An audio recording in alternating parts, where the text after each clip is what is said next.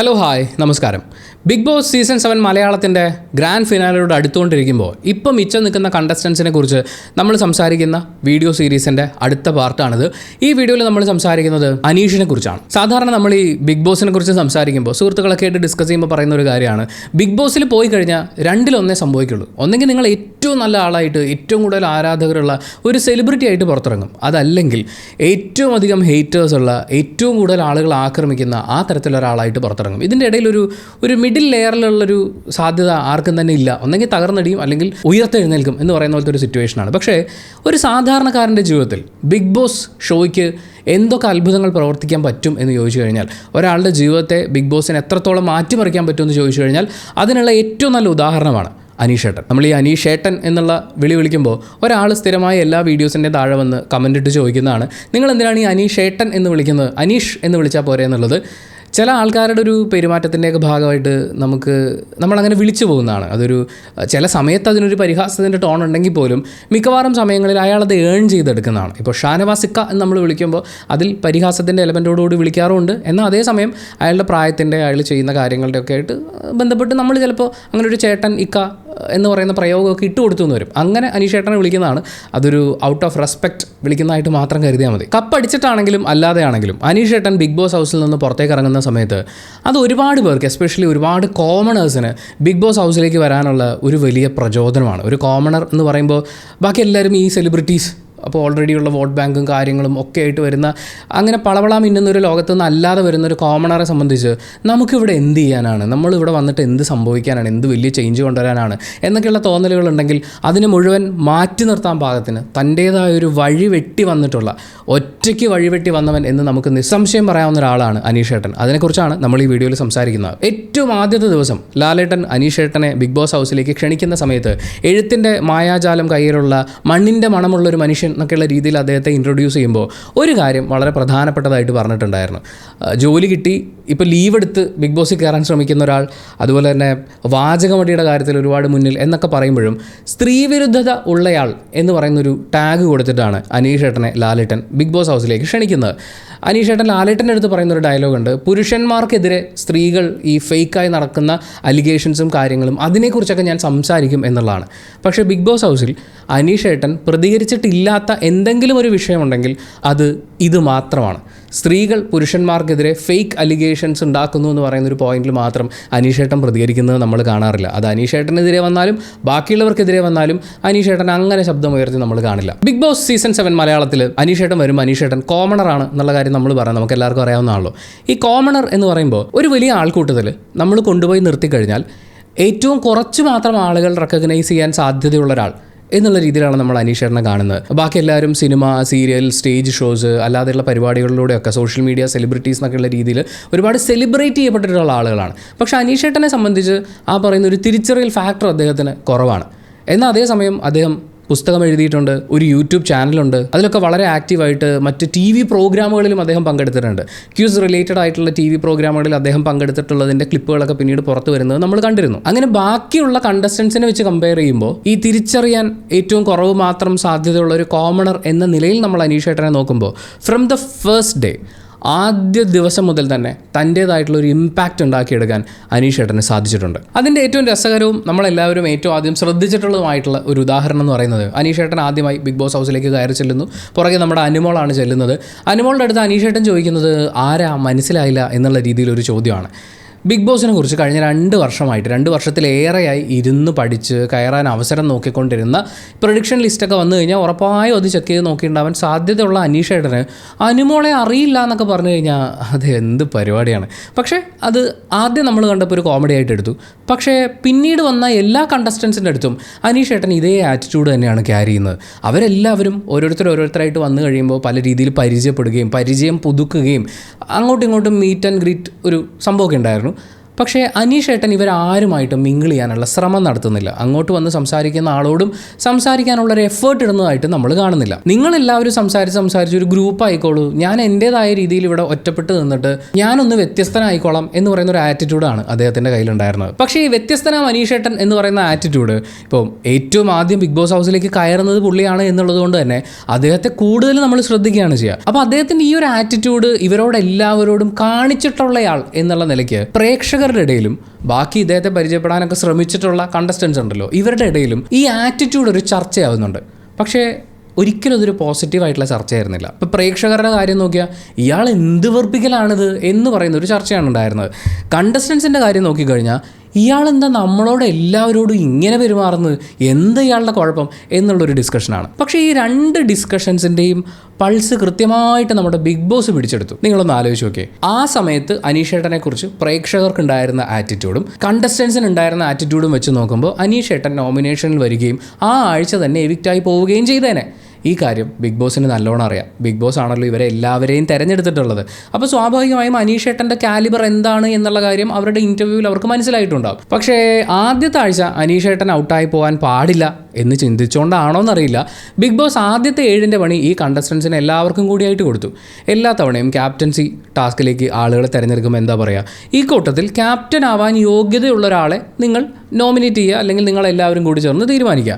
പക്ഷേ ഈ സീസണിൽ ബിഗ് ബോസ് ഇവരോടെല്ലാവരോടും പറഞ്ഞത് ക്യാപ്റ്റൻ ആവാൻ യാതൊരു യോഗ്യതയും ഇല്ലാത്ത ആളെ നിങ്ങൾ സെലക്ട് ചെയ്യണം എന്നുള്ളതായിരുന്നു. ബിഗ് ബോസിൻ്റെ കാൽക്കുലേഷൻ വളരെ കറക്റ്റായിരുന്നു. എല്ലാവരും അനീഷ് ഏട്ടനെയാണ് സെലക്ട് ചെയ്യുന്നത്. അപ്പോഴാണ് ബിഗ് ബോസ് ഇവർക്ക് എല്ലാവർക്കുമുള്ള 7ൻ്റെ പണി അവിടെ വെച്ച് അനൗൺസ് ചെയ്യുന്നത്.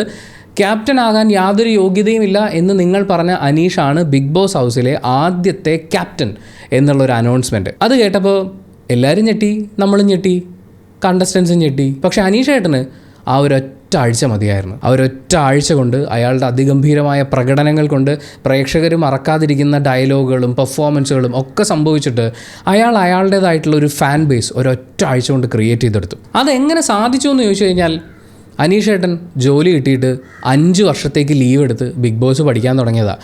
2 വർഷത്തിലധികം ഈ കാര്യത്തെക്കുറിച്ച് പഠിച്ചിട്ടാണ് ഇതിനകത്തേക്ക് വന്നത്. അശോകൻ അപ്പക്കുട്ടനോട് ചോദിക്കുന്ന പോലെ കളി പഠിച്ചിട്ട് വന്നതാണല്ലേ എന്ന് ചോദിക്കുമ്പോൾ അതെ, കളി പഠിച്ചിട്ടാണ് വന്നത് എന്ന് അനീഷ് ഏട്ടൻ തെളിയിക്കുകയായിരുന്നു. ബിഗ് ബോസ് പഠിച്ചിട്ട് വന്നു എന്ന് പറയുമ്പോൾ അനീഷ് ഏട്ടൻ ബാഗ് നിറച്ച് സ്ട്രാറ്റജിയും കൊണ്ട് വന്നു എന്നുള്ളതല്ല. അദ്ദേഹത്തിൻ്റെ കയ്യിൽ ആകെ 1-2 സ്ട്രാറ്റജികളെ ഉണ്ടായിരുന്നുള്ളൂ. അതിനെക്കുറിച്ച് നമ്മൾ വിശദമായിട്ട് പറയുന്നുണ്ട്. പക്ഷേ ആ ഉണ്ടായിരുന്ന സ്ട്രാറ്റജി വളരെ കൃത്യമായി ശക്തമായി കൈവിട്ട് കളയാതെ പ്രയോഗിക്കാൻ അദ്ദേഹത്തിന് സാധിച്ചു എന്നുള്ളതാണ്. ബ്രൂസ്ലിയുടെ ഒരു ഡയലോഗുണ്ട്, 1000 കിക്ക് പഠിച്ചിട്ട് വരുന്ന ഒരാളെ എനിക്ക് പേടിയില്ല, പക്ഷേ ഒരു കിക്ക് 1000 പ്രാവശ്യം പ്രാക്ടീസ് ചെയ്തിട്ട് വരുന്ന ഒരാളെ എനിക്ക് പേടിയാണ്. കാരണം ആ ഒരു കിക്ക് അയാൾ പെർഫെക്റ്റ് ആയിട്ട് ഉപയോഗിക്കും എന്ന് പറയുന്ന പോലെയാണ് അനീഷ് ഏട്ടൻ്റെ കാര്യം. അനീഷ് ഏട്ടൻ്റെ ബാഗിൽ ബാക്കിയുള്ളവർ കൊണ്ടുവന്നതുപോലെ ബാക്കിയുള്ളവരെ കുറ്റം പറയുക, കുടുംബത്തിൽ തൊട്ട് കളിക്കുക, ചീത്തപ്പേരുണ്ടാക്കി കൊടുക്കുക, മോശം അലിഗേഷൻസ് പറയുക, തെറ്റായ അലിഗേഷൻസ് പറയുക, ഇതൊന്നും അനീഷ് ഏട്ടൻ്റെ ബാഗിലില്ല. അനീഷ് ഏട്ടൻ്റെ ബാഗിൽ ഒറ്റപ്പെട്ട് കളിക്കുക എന്ന് പറയുന്ന ഒരു സ്ട്രാറ്റജിയാണ് മെയിനായിട്ടുണ്ടായിരുന്നത്. അത് അദ്ദേഹം നല്ലോണം ഉപയോഗിച്ചിട്ടുണ്ട്. മാത്രമല്ല ലാലേട്ടൻ അനീഷ് ഏട്ടനെ ബിഗ് ബോസ് ഹൗസിലേക്ക് ഇൻട്രൊഡ്യൂസ് ചെയ്യുമ്പോൾ സ്ത്രീ വിരുദ്ധതയുള്ള ഒരാൾ എന്നുള്ള രീതിയിലാണ് ഇൻട്രൊഡ്യൂസ് ചെയ്യുന്നത്.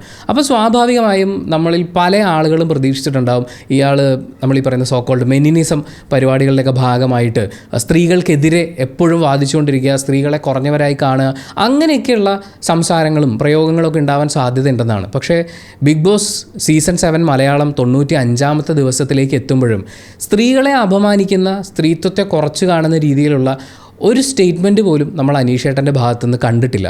ആകെ അദ്ദേഹത്തിൻ്റെ കയ്യിൽ നിന്ന് പോയ ഒരു സ്റ്റേറ്റ്മെൻറ്റ് എന്ന് പറയുന്നത് അത് ശാരീരികമായി ചേർന്ന് നടത്തിയിട്ടുള്ളൊരു പ്രസ്താവനയായിരുന്നു. കള്ള് കുടിച്ച് വീട്ടിൽ വന്ന് കയറി രാത്രി ഭാര്യയെ തല്ലുന്ന ഒരു ഭർത്താവ്, അത് ഭാര്യയ്ക്ക് ഓക്കെ ആണെങ്കിൽ എന്ന് അനീഷ് ഏട്ടൻ പറഞ്ഞു തുടങ്ങുകയും എല്ലാവരുടെയും കടുത്ത വിമർശനം ഏറ്റുവാങ്ങുകയും ചെയ്തിട്ടുണ്ടായിരുന്നു. പക്ഷേ അതിന് ശേഷമോ അതിനു മുമ്പോ അനീഷ് ഏട്ടൻ്റെ ഭാഗത്തുനിന്ന് സ്ത്രീകളെ മോശമാക്കി കാണിക്കുന്ന ഒരു സ്റ്റേറ്റ്മെൻറ്റോ ഒരു പ്രവൃത്തിയോ ഉണ്ടായിട്ടില്ല. മറിച്ച് അവിടെയുള്ള സ്ത്രീകളും പുരുഷന്മാരും ഉൾപ്പെടെയുള്ള ആളുകൾക്ക് ഏത് സാഹചര്യത്തിലും അനീഷ് ഏട്ടൻ സഹായവും ആശ്വാസവും പ്രദാനം ചെയ്യുന്നത് നമുക്ക് കാണാൻ പറ്റും. നമ്മൾ പൊതുവേ ചെയ്യാത്തൊരു കാര്യം ഇന്നലെ ചെയ്തിട്ടുണ്ടായിരുന്നു, ഇന്ന് രാവിലെ ചെയ്തിട്ടുണ്ടായിരുന്നു. അത് ബിഗ് ബോസ് പ്ലസ് കാണുക എന്നുള്ളതാണ്. അതിൽ അവർക്ക് കൊടുത്തിരുന്ന ആക്ടിവിറ്റി ഇവിടെ നിങ്ങൾ കണ്ടിട്ടുള്ളൊരു നല്ല മനുഷ്യൻ, നല്ല പ്രവൃത്തി പറയുക എന്നുള്ളതാണ്. അതിൽ ഏറ്റവും കൂടുതൽ ആളുകളും പറഞ്ഞിട്ടുള്ളത് അനീഷ് ഏട്ടൻ അവരെ ആശ്വസിപ്പിച്ചു, ആരും ഇല്ലാത്ത സമയത്ത് അനീഷ് ഏട്ടൻ ഒപ്പം ഉണ്ടായിരുന്നു എന്ന് പറയുന്ന കാര്യമാണ്. അതിൽ അവരുടെ ഗെയിം ഉണ്ടാവാം. സ്വാഭാവികമായും അനീഷ് ഏട്ടൻ കപ്പടിക്കണം, അയാൾക്ക് ഉള്ള ഒരു ജനപിന്തുണ കുറച്ചുകൂടി ഉറപ്പിക്കണം എന്നുള്ള ഗെയിമും കാര്യങ്ങളൊക്കെ ഉള്ളപ്പോൾ പോലും അയാളത് ചെയ്തിരുന്നു. അയാൾ ഈ ഒറ്റപ്പെട്ടിരിക്കുന്ന ആളുകളെ ആശ്വസിപ്പിച്ചിരുന്നു. ഇപ്പോൾ അവിടെ ബാക്കിയുള്ള പല ആളുകളും സ്ത്രീകളെ മോശക്കാരാക്കി കാണിക്കുന്ന സ്ത്രീകളടക്കം, അതായത് സ്ത്രീവിരുദ്ധത പറയുന്ന സ്ത്രീകളും പുരുഷന്മാരും, പുരുഷവിരുദ്ധത കാണിച്ചു കൂട്ടുന്ന സ്ത്രീകളും ഒക്കെ ഉള്ളപ്പോഴും അനീഷേട്ടൻ സ്ത്രീവിരുദ്ധതയോ പുരുഷവിരുദ്ധതയോ ഒന്നല്ല, അനീഷേട്ടൻ മനുഷ്യത്വ വിരുദ്ധമായിട്ടുള്ള കാര്യങ്ങളൊന്നും അവിടെ ആരോടും ചെയ്തിട്ടില്ല. പക്ഷേ ഈ ടാസ്കിൻ്റെ കാര്യത്തിൽ വരുന്ന സമയത്ത് അനീഷേട്ടൻ അഗ്രസീവ് അനീഷേട്ടനാവുന്നത് നമ്മൾ പലപ്പോഴും ശ്രദ്ധിച്ചിട്ടുണ്ട്. ഒരു പ്രാവശ്യം ഷാനവാസിൻ്റെ കൈക്കിട്ട് കടിച്ചു, മറ്റൊരു പ്രാവശ്യം അക്ബറിൻ്റെ കൈക്കിട്ട് കടിച്ചു, നിൻ്റെ കൈയും കാലും ഇവിടെ കിടന്ന് ഉരുളും എന്നൊക്കെ പറയുന്ന അനീഷേട്ടൻ്റെ ഭീഷണി സ്വരവും നമ്മൾ കേട്ടിട്ടുണ്ടായിരുന്നു. ഫസ്റ്റ് ഓഫ് ഓൾ അത് ഗെയിമിൻ്റെ ഭാഗമായിട്ട് ആ ഒരു അത്രയും കലിപ്പ് നിറഞ്ഞിട്ടുള്ള ഒരു സിറ്റുവേഷൻ ആണ് എന്നുള്ളതും, ബാക്കിയുള്ളവർ കാണിച്ചു കൂട്ടുന്ന പല കാര്യങ്ങളും നമ്മൾ കാണുന്ന സമയത്ത് അതൊക്കെ വെച്ച് നോക്കുമ്പോൾ ഇത് കുറവല്ലേ എന്നുള്ള തോന്നലൊക്കെ ഉണ്ടാകുന്നതാണ്. ആക്ച്വലി അനീഷേട്ടൻ്റെ ഭാഗത്തു നിന്ന് അഗ്രസീവ് ബിഹേവിയർ ഉണ്ടായിട്ടുണ്ട്. 2 കടിയും ഒരു ഭീഷണിയും മാറ്റിവെച്ചാൽ അദ്ദേഹം ഒരിക്കൽ പോലും ആ ബിഗ് ബോസ് ഹൗസിലുള്ള ഒരാളുടെയും ജീവിതം വെച്ച് കളിച്ചിട്ടില്ല. ഒരാളുടെയും പേഴ്സണൽ ലൈഫിനെ മോശമായി ബാധിക്കത്തക്ക രീതിയിലുള്ള ഒരു സ്റ്റേറ്റ്മെൻറ്റും അയാൾ പറഞ്ഞിട്ടില്ല. അവിടെ ഉള്ളവരെയോ പുറത്തുള്ളവരുടെ ഫാമിലിയോ സൈബർ ബുള്ളിങ്ങിന് ഇട്ട് കൊടുക്കത്തക്ക രീതിയിൽ ഒരു ക്ലൂ ഇട്ട് കൊടുക്കുക എന്നൊക്കെ പറയുന്നത് പോലത്തെ ഒരു വൃത്തികെട്ട പരിപാടിയും അയാൾ അതിനകത്ത് ചെയ്തിട്ടില്ല. അനീഷേട്ടൻ വെറുപ്പിച്ചിട്ടുണ്ട് എന്ന് പറയുന്ന ആളുകൾക്ക് പോലും അനീഷേട്ടനോട് വെറുപ്പ് ഉള്ളിൽ കൊണ്ട് നടക്കത്തക്ക രീതിയിലുള്ള ഒരു കാര്യവും പറയാനില്ല. അയാൾ ആരുടെയും പേഴ്സണൽ ലൈഫിലേക്ക് ഇടിച്ചു കയറി അതിനെ ബിഗ് ബോസ് ഹൗസിൽ എടുത്തുകൊണ്ടിട്ട് അതിനൊരു ഗെയിം സ്ട്രാറ്റജി ആയിട്ട് ഉപയോഗിച്ചിട്ടില്ല. നമ്മളവിടെ നോക്കുമ്പോൾ ജിഷിനും മസ്താനിയും ലക്ഷ്മിയും പ്രവീണും ഒക്കെ അനീഷിൻ്റെ പേഴ്സണൽ ലൈഫിനെ ഗെയിമിലേക്ക് വലിച്ചഴച്ചു കൊണ്ടുവന്ന് അതിനെ മോശമായി ചിത്രീകരിക്കാൻ ശ്രമിക്കുന്ന സമയത്ത് പോലും അയാൾ മറ്റുള്ളവരുടെ പേഴ്സണൽ ലൈഫിനെ മോശമായി ചിത്രീകരിക്കുന്ന രീതിയിൽ, മോശമായിട്ടുമല്ല നന്നായിട്ടുമല്ല, ഒന്നിനെക്കുറിച്ചും അയാൾ സംസാരിക്കാൻ പോയിട്ടില്ല. നമ്മളിത് പറഞ്ഞു വരുമ്പോൾ പ്രത്യേകിച്ച് ഒരു ഗെയിമും കളിക്കാനില്ലാതെ എനിക്ക് കപ്പടിച്ചേ പറ്റൂ എന്ന് പറഞ്ഞു വരുന്ന മനസാക്ഷിയില്ലാത്ത ആളുകൾക്കൊക്കെ ആണല്ലോ അങ്ങനെയുള്ള പരിപാടികളൊക്കെ ചെയ്യേണ്ടി വരിക. പക്ഷേ അനീഷേട്ടൻ ഒരു ഗെയിം ഉണ്ടായിരുന്നു ഗൈസ്. അയാൾ അതിൽ വളരെ ഫോക്കസ്ഡ് ആയിരുന്നു. അക്കാര്യത്തിൽ അയാൾ വളരെ ജെനുവിൻ ആയിരുന്നു. ആൻഡ് അനീഷേട്ടൻ ഉണ്ടായ ഒരു ട്രാൻസ്ഫോർമേഷൻ നമ്മൾ പറയേണ്ടത് തന്നെയാണ്. കാരണം ബിഗ് ബോസ് ഹൗസിലേക്ക് കയറി വന്ന സമയത്ത് എല്ലാവരെയും ഒരു കൈ അകലത്തിൽ നിർത്തും. ആരും എൻ്റെ നാട്ടിലേക്ക് വരണ്ട, ഞാൻ ഒരാളെയും എൻ്റെ വീട്ടിലേക്ക് ക്ഷണിക്കുന്നില്ല, എൻ്റെ മനസ്സ് ഞാൻ കല്ലാക്കി വെച്ചിരിക്കുകയാണ് എന്നൊക്കെ ആദ്യകാലങ്ങളിൽ പറഞ്ഞിരുന്ന അനീഷേട്ടനാണ് 90-ാം ദിവസത്തിലേക്കൊക്കെ എത്തുന്ന സമയത്ത് നിങ്ങളെല്ലാവരും എൻ്റെ നാട്ടിലേക്ക് വരണം, ഞാൻ നിങ്ങൾക്കായി എൻ്റെ മനസ്സിൻ്റെ വാതിൽ തുറന്നിടുകയാണ് എന്ന് വളരെ ആത്മാർത്ഥമായിട്ട് പറയുന്നത്. ലക്ഷ്മിയോട് അദ്ദേഹം പറയുന്ന ഒരു സ്റ്റേറ്റ്മെൻ്റ് ഉണ്ട്, അത് വളരെ ഇമ്പോർട്ടൻ്റ് ആണ്. ആർക്കും എന്നോട് ഒരു ദേഷ്യവുമില്ല, അതല്ലേ ഏറ്റവും വലിയ അച്ചീവ്മെൻ്റ് എന്നുള്ളത്. അനീഷേട്ടൻ ആ പറഞ്ഞ സ്റ്റേറ്റ്മെൻറ്റ് അത്രമാത്രം ശരിയാണ്. ബിഗ് ബോസ് ഹൗസിൽ അനീഷേട്ടൻ അങ്ങനെ ചെയ്തു ഇങ്ങനെ ചെയ്തു, അനീഷേട്ടനോട് ബഹളം വെച്ചു, ചീത്ത വിളിച്ചു, എല്ലാ പ്രശ്നങ്ങളും ഉണ്ടാക്കിയിട്ടുള്ള ആരെ വേണമെങ്കിലും നിങ്ങൾ എടുത്തു നോക്കിക്കോളൂ, അനീഷേട്ടനോട് ആർക്കും വെറുപ്പില്ല. അങ്ങനെ ഒരാൾക്ക് നിലനിൽക്കാൻ പറ്റുക എന്ന് പറയുന്നത്, അതും ഇങ്ങനൊരു ട്രാൻസ്ഫോർമേഷൻ ചിന്തകളിൽ ആളുകളെ സ്വീകരിക്കുന്ന കാര്യത്തിൽ, സൗഹൃദങ്ങൾ കൊണ്ടു നടക്കുന്ന കാര്യത്തിൽ ഒക്കെ വന്നിട്ടുള്ളൊരു മാറ്റവും വളരെ പ്രശംസനീയമാണ്. മാത്രമല്ല അനീഷേട്ടൻ വളരെ ഇമോഷണൽ ആവുന്നത് നമുക്ക് കാണാൻ പറ്റും. ഈ പുള്ളിയുടെ എൻ്റെ മനസ്സ് ഞാൻ കല്ലാക്കി വെച്ചിരിക്കുകയാണ് എന്ന് പറയുന്ന ഡയലോഗൊക്കെ പറയുമ്പോഴും അയാളുടെ ഫാമിലി മെമ്പേഴ്സ് വരുന്ന സമയത്ത് ഒരു ഗെയിം പോലും ഫോക്കസ് ചെയ്യാൻ പറ്റാതെ ഇത് കംപ്ലീറ്റ് ചെയ്യാൻ പറ്റുന്നില്ലല്ലോ എന്ന് ആലോചിച്ച് വിഷമിച്ചിരിക്കുന്ന അനീഷേട്ടനെ നമ്മൾ കണ്ടിട്ടുണ്ട്. ഷാനവാസ് തനിക്ക് കിട്ടിയിട്ടുള്ള ഒരു സൗഹൃദമാണ് അനീഷിൻ്റേതെന്ന് പറയുമ്പോൾ അവിടെയും വളരെ ഇമോഷണൽ ആവുന്ന അനീഷേട്ടനെ നമ്മൾ കണ്ടിട്ടുണ്ട്. അയാൾ ഹൃദയം എത്ര കല്ലാണെന്ന് പറയുമ്പോഴും അവിടെ ബാക്കിയുള്ളവരെ കൺസിഡർ ചെയ്യുന്ന ഒരു അനീഷേട്ടനുണ്ട്. അനീഷേട്ടന് ശരിക്കും ഈ സീസണിലുള്ള കണ്ടസ്റ്റൻസ് പോലും നോക്കി കണ്ടു പഠിക്കേണ്ടുന്ന ഒരു വലിയ ക്വാളിറ്റി എന്ന് പറയുന്നത്, ഓപ്പോസിറ്റ് നിൽക്കുന്ന മനുഷ്യന് ലോങ് ടേമിലേക്ക് ആഴത്തിലുള്ള മുറിവുകൾ സമ്മാനിക്കാതെ, എന്ന് വെച്ചാൽ ഇപ്പോൾ ചില സ്ട്രാറ്റജികളൊക്കെ നിങ്ങൾ എടുത്തു നോക്കിയാൽ പുറത്തിറങ്ങിയാൽ ഇനി എങ്ങനെ ജീവിക്കും എന്ന് ആലോചിച്ച് ടെൻഷൻ അടിക്കേണ്ട അവസ്ഥയിലേക്ക് കണ്ടസ്റ്റൻസിനെ കൊണ്ടെത്തിക്കുന്ന കണ്ടസ്റ്റൻസ് വേറെയുണ്ട്. അനീഷേട്ടനെ സംബന്ധിച്ച് ഈ ബിഗ് ബോസ് സീസണിൽ ഏറ്റവും കൂടുതൽ സ്ക്രീൻ സ്പേസ് ഉണ്ടാക്കിയിട്ടുള്ള ആൾ പുള്ളിയാണ്. ആ സ്ക്രീൻ സ്പേസ് ഉണ്ടാക്കാൻ വേണ്ടി അദ്ദേഹം പലരെയും വിമർശിച്ചിട്ടുണ്ട്, പല രീതിയിൽ ഗെയിം മുന്നോട്ട് കൊണ്ടുപോയിട്ടുണ്ട്. പക്ഷേ അപ്പോൾ പോലും ലോങ് ടേമിലേക്ക് കുറേ കാലം നീണ്ടു നിൽക്കുന്ന ആഴത്തിലുള്ള മുറിവുകൾ ഒരാളുടെയും ഹൃദയത്തിൽ അയാൾ വീഴ്ത്തിയിട്ടില്ല. ആ ഗെയിം ഉണ്ടായിരുന്നു, ആ ഗെയിമിൽ അങ്ങനെ ചെയ്തു ഇങ്ങനെ ചെയ്തു, ഗെയിം കഴിഞ്ഞു, അത് കഴിഞ്ഞു. അതിനപ്പുറത്തേക്ക് അയാൾക്ക് പെയിൻഫുൾ ആവുന്ന ഒന്നും അനീഷേട്ടൻ കൊടുത്തിട്ടില്ല. പുള്ളിയുടെ കയ്യിൽ 2 കാർഡാണ് ഉണ്ടായിരുന്നത്. ഒന്ന്, ഞാനൊരു സാധാരണക്കാരൻ കാർഡാണ്. മറ്റൊന്ന്, ഞാൻ ഒറ്റപ്പെട്ടിരിക്കുകയാണ്, എല്ലാവരും കൂടി എന്നെ ഒറ്റപ്പെടുത്തുന്നു എന്ന് പറയുന്ന കാർഡ്. ഈ 2 കാർഡും ബിഗ് ബോസ് ഹൗസിൽ ഇറക്കാൻ പറ്റുന്ന വളരെ ചീപ്പായിട്ടുള്ള മറ്റ് പല കാർഡുകളെയും വെച്ച് നോക്കുമ്പോൾ വളരെ ഡീസൻ്റ് ആയിട്ടുള്ള കാർഡുകളാണ്. ഈ 2 കാർഡുകളും ബാക്കിയുള്ളവരെ ഉപദ്രവിക്കാത്ത രീതിയിൽ ഉപയോഗിച്ചിട്ടുള്ള ഒരാളാണ് അനീഷേട്ടൻ. പക്ഷേ ഈ സ്ട്രാറ്റജിയെ പൊളിക്കാവുന്നതേ ഉണ്ടായിരുന്നുള്ളൂ. അത് പൊളിക്കാനുള്ള വഴികൾ പലരായി വന്ന് ബിഗ് ബോസ് ഹൗസിനകത്ത് ഗസ്റ്റായിട്ട് വന്ന സമയത്ത് സാബുമാൻ അടക്കമുള്ള ആളുകൾ പറഞ്ഞു കൊടുത്തിട്ടുള്ളതാണ്. അനീഷ് നമ്മൾ ഇങ്ങനെയാണ് ഡീൽ ചെയ്യേണ്ടതെന്ന് പറയുന്ന സ്ട്രാറ്റജിയൊക്കെ ഇട്ട് കൊടുത്തിട്ടുണ്ട്. പക്ഷേ ആർക്കും അത് മനസ്സിലായിട്ടില്ല. അതുകൊണ്ട് തന്നെ അനീഷിൻ്റെ സ്ട്രാറ്റജി വളരെ സക്സസ്ഫുള്ളായി മുന്നോട്ട് പോയി. കുറച്ചെങ്കിലും അത് മനസ്സിലാക്കിയിട്ടുള്ള ഒരാളെന്ന് പറയുന്നത് അത് ലക്ഷ്മി മാത്രമായിരുന്നു. അങ്ങനെ അനീഷേട്ടൻ ആർക്കും തോൽപ്പിക്കാനാവാത്ത ജയ്യനായി മുന്നോട്ട് പോയിക്കൊണ്ടിരുന്ന സമയത്താണ് അനീഷേട്ടൻ്റെ ഹൃദയത്തിൻ്റെ വാതിൽ ലാലേട്ടൻ പലതവണ തുറന്ന് ഷാനവാസ് ഒരുപാട് പ്രാവശ്യം മുട്ടി, പുള്ളി പിക്കാസിന് വെട്ടി പൊളിച്ചു എന്ന് പറഞ്ഞാൽ പോലും തെറ്റില്ല. അനീഷുമായി ഷാനവാസ് ഒരു സൗഹൃദം ഉണ്ടാക്കി. ആ സൗഹൃദം അനീഷേട്ടൻ വളരെ സീരിയസ് ആയിട്ട് തന്നെയാണ് നോക്കിക്കണ്ടിരുന്നത്. വളരെയധികം തൻ്റെ സുഹൃത്തിന് വേണ്ടി പല കാര്യങ്ങളിലും വാദിക്കുക എന്ന് പറയുന്ന ഒരു കാര്യത്തിലേക്കൊക്കെ അദ്ദേഹം മാറിപ്പോയി. അതുകൊണ്ട് എന്താ സംഭവിച്ചതെന്ന് വെച്ചാൽ അദ്ദേഹം കൊണ്ടുവന്ന അദ്ദേഹത്തിൻ്റെ 2 മെയിൻ ഗെയിം കാർഡുകളുണ്ടായിരുന്നു. ആ കാർഡ് ഇറക്കി കളിക്കാൻ പറ്റാത്തൊരു സാഹചര്യമായി. സ്വാഭാവികമായും അനീഷേട്ടൻ്റെ ഗെയിം വളരെയധികം വീക്കായിപ്പോയി. നമ്മൾ അനീഷേട്ടനെ കണ്ടോ കണ്ടില്ലേ എന്ന് പോലും സംശയം തോന്നുന്ന അത്രയും അദ്ദേഹം ഇൻവിസിബിൾ ആവാൻ തുടങ്ങി. പക്ഷേ പുറത്തുനിന്ന് വന്ന ആളുകളുടെ ക്ലൂകളും അകത്തുള്ള ആളുകൾ നോമിനേറ്റ് ചെയ്യുമ്പോൾ പറയുന്ന കാര്യങ്ങളും ഒക്കെ കേട്ടുകൊണ്ട് അനീഷേട്ടൻ യാഥാർത്ഥ്യം മനസ്സിലാക്കി. ഞാൻ ഈ ഗെയിം ഇങ്ങനെ ഇനി മുന്നോട്ട് പോയാൽ എനിക്ക് അധികം നാളിവിടെ നിൽക്കാൻ പറ്റില്ല, ഞാൻ തിരിച്ചെൻ്റെ ഗെയിമിലേക്ക് വരണം. അങ്ങനെ അദ്ദേഹം അതിശക്തമായി വളരെ ക്ലെവറായി, എന്ന് വെച്ചാൽ ഇത് ഗെയിമിലേക്ക് തിരിച്ചു വരാൻ വേണ്ടി അവൻ അടവെടുത്തതാണ് എന്ന് ഒരാളെ കൊണ്ടും പറയിപ്പിക്കാത്ത രീതിയിൽ അതിഗംഭീരമായി അനീഷേട്ടൻ അയാളുടെ ഗെയിമിലേക്ക് തിരിച്ചു വന്നു. അനീഷേട്ടൻ്റെ ആ ഗംഭീര ഗെയിമുകളെ കുറിച്ച് പറയുമ്പോൾ നമ്മൾ അനുമോൾ വിഷയത്തെക്കുറിച്ച് കൂടി പറയണം. അനുമോളോട് ഇഷ്ടം അവതരിപ്പിച്ച അനീഷേട്ടൻ ആ ഇഷ്ടത്തെ പറഞ്ഞ് അവസാനിപ്പിച്ച രീതി അതൊരു പക്ഷേ ബിഗ് ബോസ് ഹൗസിനകത്തുള്ള ആൾക്കാരും പുറത്തുള്ള ആൾക്കാരും കണ്ട് പഠിക്കേണ്ടതാണ്. നമുക്കിതിനെ വേണമെങ്കിൽ ഗെയിമായിട്ട് കാണാം. അനീഷേട്ടൻ അനുമോളുടെ അടുത്ത് ഞാൻ ഇഷ്ടമാണെന്ന് പറഞ്ഞു, അതൊരു തെറ്റിദ്ധാരണയുടെ പുറത്താണ്, നിങ്ങൾക്ക് വിഷമമായിട്ടുണ്ടെങ്കിൽ എന്നോട് ക്ഷമിക്കണം, ഇനി അത് നമുക്കിടയിലൊരു സംസാരമാവാൻ പാടില്ല, ആ ചാപ്റ്റർ ക്ലോസ് ചെയ്തു എന്ന് പറഞ്ഞത് നമുക്കതിന് വേണമെങ്കിൽ ഒരു ഗെയിമായിട്ട് കാണാം. അതല്ല അദ്ദേഹം ഹൃദയത്തിൽ തട്ടി പറഞ്ഞതാണെന്ന് പറയാം. 2 രീതിയിൽ അതിനെ നോക്കിക്കണ്ടാലും അത് വളരെ മാതൃകാപരമായിട്ടുള്ളൊരു കാര്യമാണ്. ഒരു ബന്ധത്തെ ഏറ്റവും മനോഹരമായി ഏറ്റവും ഗംഭീരമായി പിന്നീട് അതിലേക്ക് ലൂപ്പോളൊന്നുമില്ലാതെ പറഞ്ഞ് അവസാനിപ്പിക്കാൻ പറ്റുക എന്ന് പറയുന്നത്, പിന്നീടും സന്തോഷത്തോടുകൂടി സൗഹൃദത്തോടുകൂടി പെരുമാറാൻ പറ്റുക എന്ന് പറയുന്നതും അതൊരു വലിയ കഴിവാണെന്നേ ഞാൻ പറയുള്ളൂ. ഒരു നല്ല ബന്ധം പറഞ്ഞ് അവസാനിപ്പിക്കാൻ പറ്റാത്തതിൻ്റെ പേരിൽ ആക്രമണങ്ങൾ ഒരുപാട് റിപ്പോർട്ട് ചെയ്യപ്പെടുന്ന നമ്മുടെ നാട്ടിൽ ഇത്രയും ആളുകൾ കാണുന്ന ഒരു ഷോയിൽ ഒരാൾ ഇത്രയും മാതൃകാപരമായി ഒരു ബന്ധത്തെ പറഞ്ഞ് അവസാനിപ്പിക്കുന്നത് കാണുമ്പോൾ ഒരുപാട് ബഹുമാനം അദ്ദേഹത്തോട് തോന്നിപ്പോയി. പിന്നെ അനീഷേട്ടൻ ആസ് എ ഗെയിമർ നമ്മൾ നോക്കുമ്പോൾ അദ്ദേഹം ടാസ്കുകളിലിടുന്ന ഒരു എഫേർട്ടുണ്ട്. ഓരോ ടാസ്കും ഓരോ ലൂപ്പോളുകളും കാര്യങ്ങളൊക്കെ ആലോചിച്ച് കണ്ടുപിടിക്കുന്ന കാര്യത്തിൽ അവിടെ പലരും വളരെ വീക്കാണ്. അനീഷേട്ടനും ചില സമയങ്ങളിൽ വീക്കായിട്ടുണ്ടെങ്കിലും കൃത്യമായി ഗെയിമിനെയൊക്കെ മനസ്സിലാക്കി അത് ഏറ്റവും സ്ട്രോങ് ആയി കളിച്ച് ഞാൻ അതിൽ ഏറ്റവും മുന്നിൽ വരും എന്ന വാശിയോടുകൂടി കളിക്കുന്ന, തന്നെ ഏൽപ്പിക്കുന്ന ഡ്യൂട്ടി വളരെ കൃത്യമായി ചെയ്യുന്ന, ബിഗ് ബോസ് ഹൗസിൽ എല്ലാവർക്കും ഡ്യൂട്ടികൾ ഉണ്ടാവാറുണ്ട്. ക്യാപ്റ്റൻ ആയാലും ഇനി ക്യാപ്റ്റൻ അല്ലാത്തൊരു ടീംമേറ്റ് ആയിട്ടാണെങ്കിലും തന്നെ ഏൽപ്പിക്കുന്ന ഡ്യൂട്ടി വളരെ കൃത്യമായി ചെയ്യുന്ന അനീഷേട്ടനെ നമ്മൾ കാണുന്നുണ്ട്. പക്ഷെ പുള്ളി ചെയ്യുക മാത്രമല്ല നല്ല അടിപൊളിയായിട്ട് ചെയ്യിപ്പിച്ച് എടുക്കുകയും ചെയ്യും. അദ്ദേഹം കിച്ചൺ ടീമിൻ്റെ ഭാഗമായിരുന്ന സമയത്ത് പാത്രം കഴുകാതെ കിടന്നിരുന്ന ആദിലയെ കൊണ്ടും ആര്യനെ കൊണ്ടുമൊക്കെ അദ്ദേഹം കൃത്യമായി അവരുടെ ഡ്യൂട്ടി ചെയ്യിപ്പിച്ചിട്ടുണ്ട്. ഇതിൻ്റെ ഇടയിലാണ് അനീഷേട്ടൻ്റെ ചരിത്ര പ്രസിദ്ധമായ കുറേ ഡയലോഗുകളൊക്കെ റിലീസാവുന്നത്, അതൊക്കെ വലിയ ഹിറ്റുകളാവുന്നത്. കണ്ണടച്ച് കിടക്കണത് ഞാൻ കണ്ടു എന്ന് പറയുന്ന ഡയലോഗും കഴുകട്ട നീ എന്ന് പറയുന്ന ഡയലോഗും ഒക്കെ, ഈ ഡയലോഗുകൾ ഹിറ്റായി എന്ന് പറയുമ്പോഴേ അനീഷേട്ടൻ അതിനകത്തേക്ക് കയറുമ്പോൾ നമ്മൾ പറഞ്ഞു ഒരു കോമണറായിരുന്നു. പക്ഷേ ആ കോമണർ ബിഗ് ബോസ് ഹൗസിൽ പറഞ്ഞ പല കാര്യങ്ങളും ജനങ്ങളുടെ ഇടയിൽ വലിയ ഹിറ്റായി മാറുകയും അത് സെലിബ്രിറ്റീസിൻ്റെ ഇടയിൽ ഹിറ്റാവുകയും സെലിബ്രിറ്റീസ് എല്ലാവരും പങ്കെടുക്കുന്ന സ്റ്റേജ് ഷോകളിൽ ഉപയോഗിക്കപ്പെടുകയും.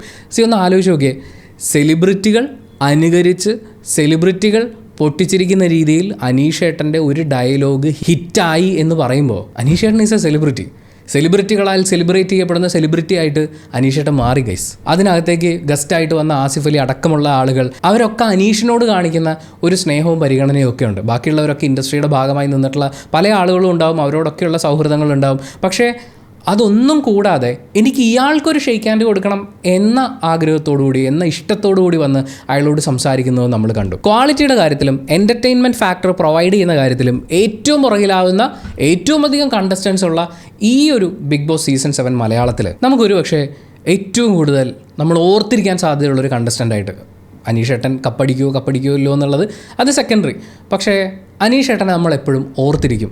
ഇങ്ങനൊരു കണ്ടസ്റ്റൻ്റ് ഉണ്ടായിരുന്നു, അവനൊരു സംഭവമായിരുന്നു, ഇന്ന കാര്യങ്ങളൊക്കെ അങ്ങേര് ചെയ്തു, ഇന്ന പരിപാടികൾ പുള്ളി ചെയ്തത് പൊളിയായിരുന്നു എന്ന ആളുകൾക്ക് എഴുതി വെക്കാൻ പാകത്തിനുള്ള കണ്ടൻറ്റുകൾ കൊടുത്തിട്ടുള്ള വളരെ മെമ്മറബിൾ ആയിട്ടുള്ള ഒരു പാർട്ടിസിപ്പേഷനാണ് അനീഷേട്ടൻ്റെ. ഇതിനിടയിൽ കുറച്ച് ബുദ്ധിപരമായ കാര്യങ്ങൾ അനീഷേട്ടൻ ചെയ്തതും കൂടി നമ്മൾ പറയേണ്ടതുണ്ട്.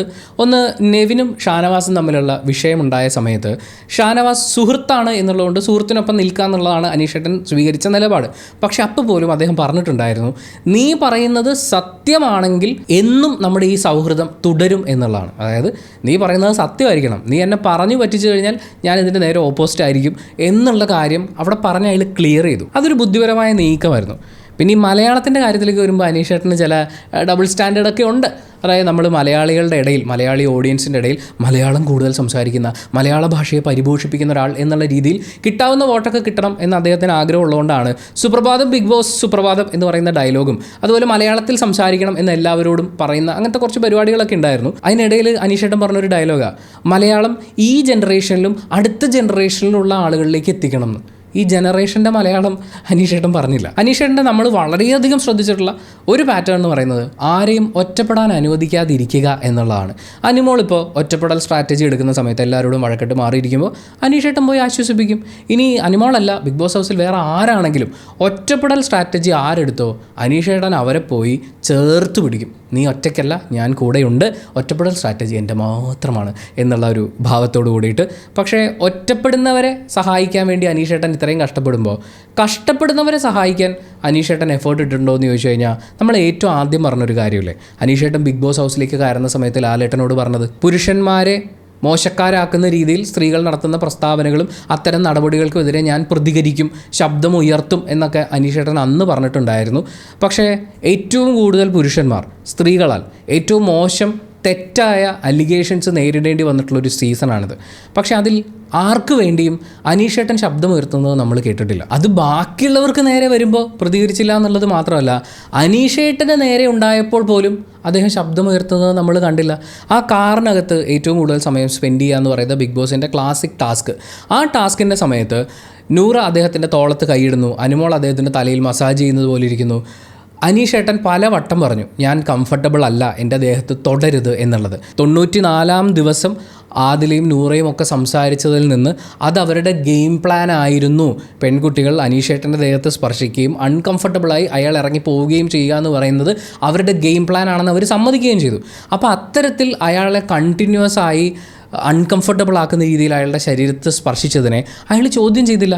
ഇതേ കാര്യം നിങ്ങൾ എന്നോട് ചെയ്യുന്ന അതേ കാര്യം ഞാൻ നിങ്ങളോടാണ് ചെയ്യുന്നതെങ്കിലോ നിങ്ങൾ ഇങ്ങനെയാണോ പ്രതികരിക്കുക എന്നൊക്കെ ചോദിച്ചുകൊണ്ട് അവരെ തിരിച്ച് ചോദ്യം ചെയ്യുന്ന ഒരു അനീഷേട്ടനെ നമ്മളവിടെ കണ്ടില്ല. ബാക്കി തനിക്ക് നേരെ വരുന്നതും ബാക്കിയുള്ളവർക്ക് നേരെ വരുന്നതുമായ എല്ലാ കാര്യങ്ങളെയും ചോദ്യം ചെയ്യാൻ ആർജവം കാണിക്കുന്ന അനീഷേട്ടൻ ശബ്ദമുയർത്തുമെന്ന് ആദ്യം പറഞ്ഞ ഒരു കാര്യത്തിന് മാത്രം ശബ്ദം ഉണ്ടാക്കിയിട്ടില്ല. പിന്നെ അനീഷേട്ടൻ്റെ നമുക്കൊരു പേഴ്സണൽ ഫേവറേറ്റ് മൊമെൻ്റായി തോന്നിയിട്ടുള്ളൊരു കാര്യം പറയാം. അത് അനീഷേട്ടൻ ബ്രില്യൻസ് ആയിരുന്നു.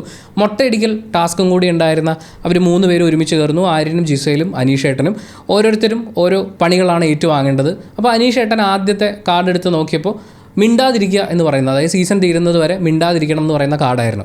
ആ കാർഡ് നമ്മുടെ കയ്യിലാണ് കിട്ടുന്നതെങ്കിൽ നമ്മൾ ആദ്യം എന്താ ആലോചിക്കുക, ബാക്കിയുള്ളതും കൂടി നോക്കട്ടെ, കൂട്ടത്തിൽ ഏറ്റവും ചെറിയ പണിക്ക് വേണ്ടി അല്ലെങ്കിൽ എനിക്ക് ചെയ്യാൻ പറ്റുന്നൊരു പണി വരുന്നവരെ നമുക്ക് എല്ലാം ഒന്ന് ഒബ്സർവ് ചെയ്യാമെന്നാണ്. പക്ഷേ അനീഷേട്ടൻ്റെ ബ്രില്യൻസ് എവിടെ ഇരിക്കണമെന്ന് വെച്ചാൽ ഇതൊരു പണിയാണ്. ഈ പണി എന്തായാലും ബിഗ് ബോസിൽ നിന്ന് ഇറങ്ങുന്നത് വരെ എന്നുള്ള രീതിയിൽ പോകേണ്ട യാതൊരു കാര്യമില്ല. ബിഗ് ബോസ് തന്നെ അതെടുത്ത് മാറ്റിക്കോളും.